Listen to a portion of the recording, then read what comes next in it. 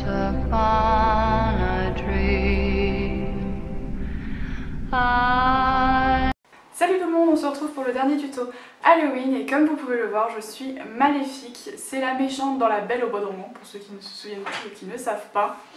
J'avais trop envie de réaliser ce maquillage là, je crois que c'est le premier que j'avais envie de réaliser, c'est le dernier que je vous présente parce que pour moi, je crois que c'est celui que je préfère et pourtant c'est le plus simple à réaliser. J'ai mis une demi-heure à le faire, j'ai commencé à 5 h, il est 6h moins 20 mais parce que le temps que j'arrive à mettre le truc noir autour de ma tête, mais honnêtement, si vous avez envie de réaliser un maquillage d'Halloween et que vous n'avez pas envie de prendre trop de temps, réalisez celui-là parce qu'en une demi-heure, en tout et pour tout, il est fait.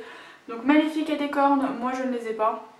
Après c'est vous qui voyez, j'avais pas envie de les mettre, je savais pas non plus forcément trop comment les reproduire. J'ai juste mis un gilet, et oui c'est un gilet que j'ai autour de ma tête et que j'ai enroulé autour de mes épaules et que ma maman a accroché avec un trombone.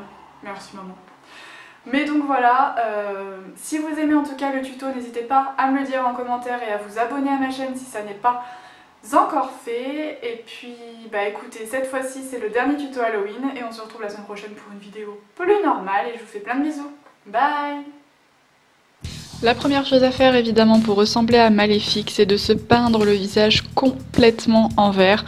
Vous trouvez de toute façon sur internet des trucs de peinture à l'eau pour pas très cher honnêtement. Après il faut faire ses grands sourcils, donc là vous n'hésitez pas à remonter très haut et à les faire légèrement pointus et à les faire redescendre très bas, c'est ce qui lui donne ce regard maléfique tout simplement.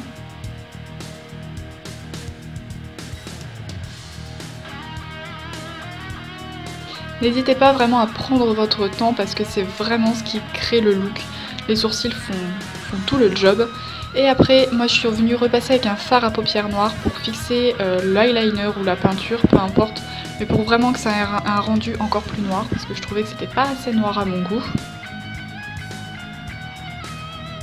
Après je viens faire une autre démarcation parce qu'on voit qu'elle a deux couleurs au niveau des yeux et elle a une couleur noire au milieu, donc c'est ce qui permet de faire la démarcation. Donc là vous venez tout simplement remonter au niveau de votre sourcil et après je suis venue repasser encore une fois avec du fard à paupières noires. Si c'est pas parfait c'est pas grave parce que comme vous allez le voir on va revenir faire ce détail par la suite. Ensuite vous prenez un fard à paupières violet et vous venez colorier le dessous du sourcil jusqu'au trait que l'on a fait juste avant. Avec le vert, vous allez voir, ça va changer un peu la couleur du violet et c'est juste parfait. Enfin, je trouve que c'est ce qui ressemble vraiment à ce qu'elle a.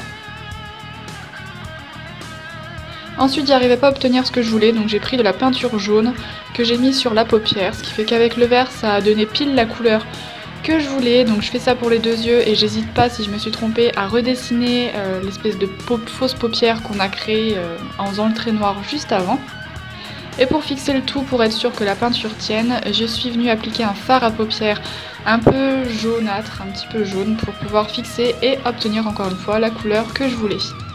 Et là, comme je vous ai dit, je viens repasser pour vraiment refaire le trait noir et vraiment, du coup, le marquer un peu plus, puisque je trouvais que du coup, avec la peinture, c'était un petit peu parti.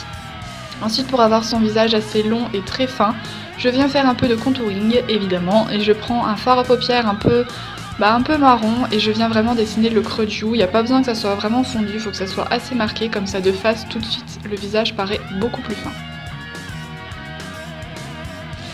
Ensuite je viens faire le contour de la bouche et là j'hésite pas à accentuer le cœur du cupidon et à le faire très pointu puisque elle l'a qui est très pointu.